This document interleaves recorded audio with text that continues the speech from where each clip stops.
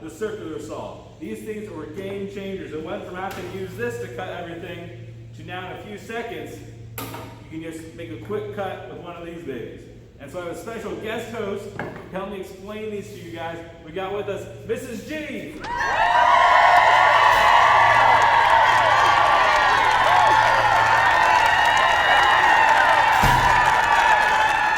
Alright, so we're going to be learning all about the circular saw today.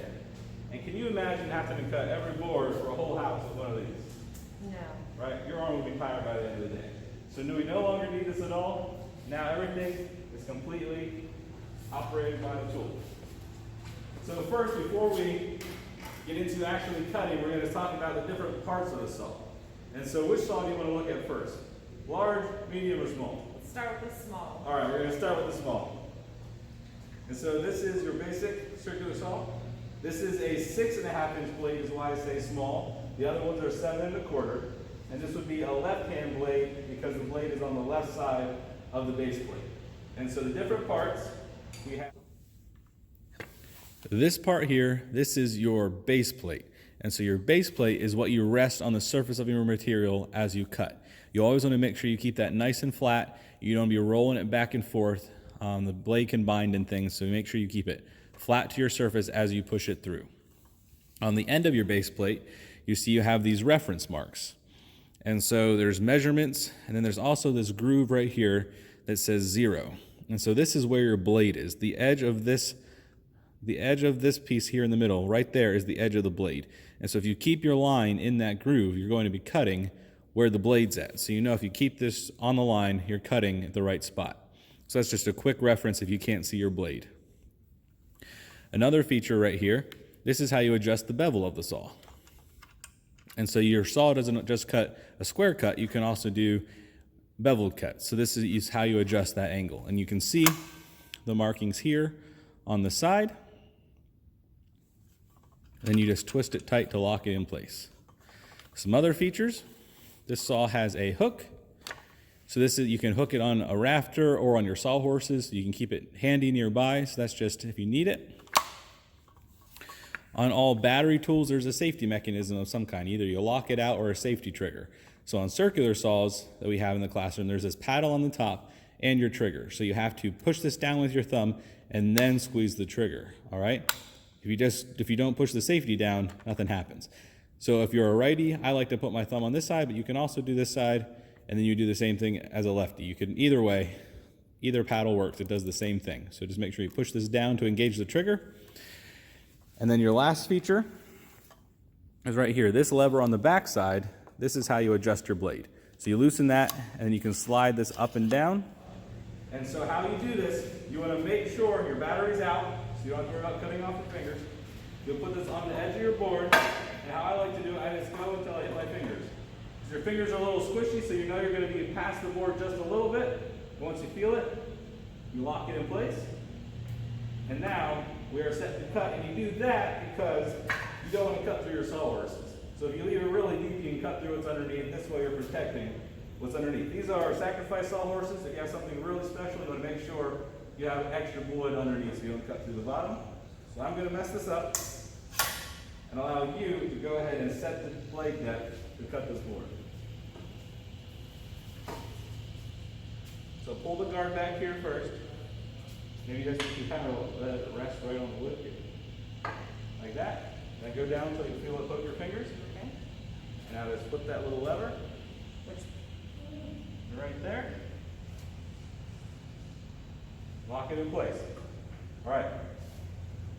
Ready to go. So go ahead and click in your battery.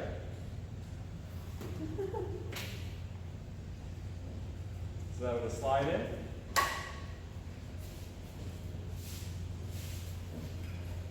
All right, so you're ready to make your first cut. I'll show you, and then I'll let you do it.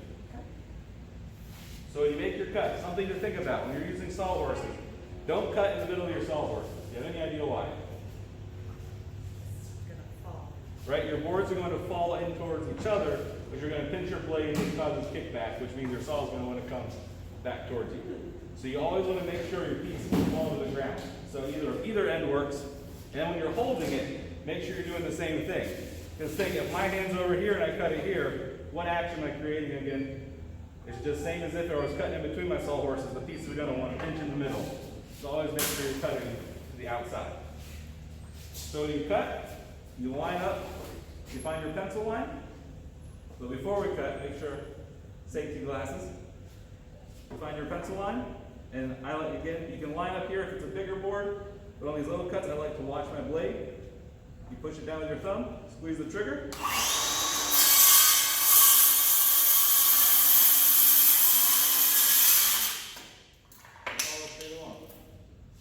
Easy enough?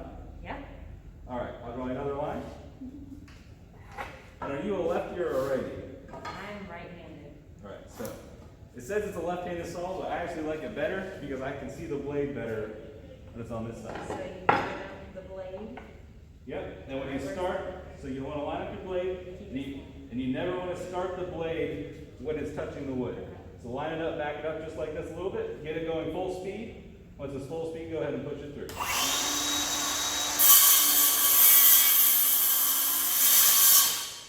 Just like that.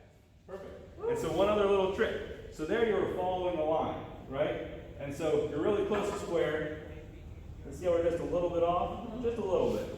So if you have something you want to have it be perfect, you have two hands, right? And this is the little saw. So what you can do is you hold the saw with your one hand, and you hold this square with your other, pinch it, and now look, you have a perfect guide. And so as long as this is touching here, you know you get a square cut. And so you can hold it, and now you'll always have a perfectly cut. So go ahead and try that. So this is one student, we probably were right or laying down.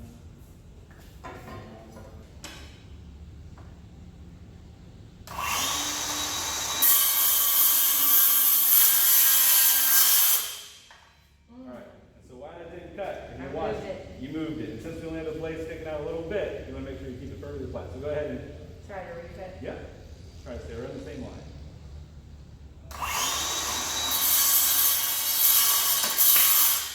Just like that. Alright, so now we have done a cross cut. We've looked how to do that. Another popular thing you're going to be doing with a circular saw is doing rip cuts. So maybe down the length of the board or on a sheet of plywood or OSB, something you have to make a long cut. So first step is you got to snap your line. So you can hold this end. Go all the way to the end of the board. I'm going to pull real tight. Now you could pop the line for me. Perfect. So now you have a nice clean red line that you're going to follow that the same way you did before, but now you're going to be following this line. But before we cut, what should we do first? We need to adjust the blade. Adjust the blade depth. So what do we need to do first before we do that? Battery. Unplug the battery source, right? Because you don't want to cut off your fingers. So you know guaranteed this all can't hurt you now. Right. All right, so go ahead and set the blade to cut this. This loosens it. Yep.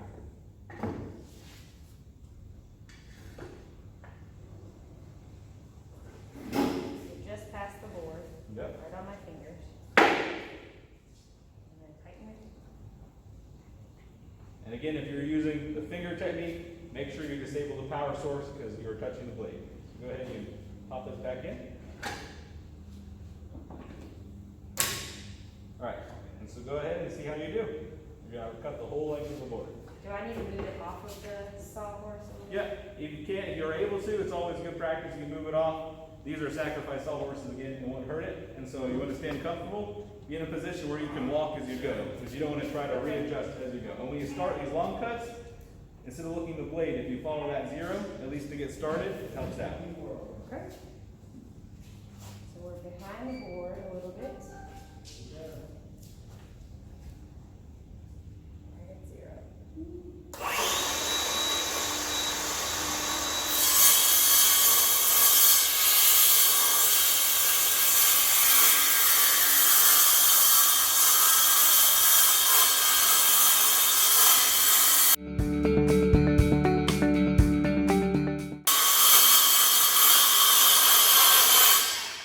Just like that. See how easy it was? That was very straight. Well done. Thank you for helping us out on explaining how to use a circular saw correctly and safely. And after using it, is it too bad? Is it too hard? No. No, right? It's not as intimidating as they look. No. Right? Your fingers are all still there? It's a success then. All right. Join us next time for our next episode on Tool Time!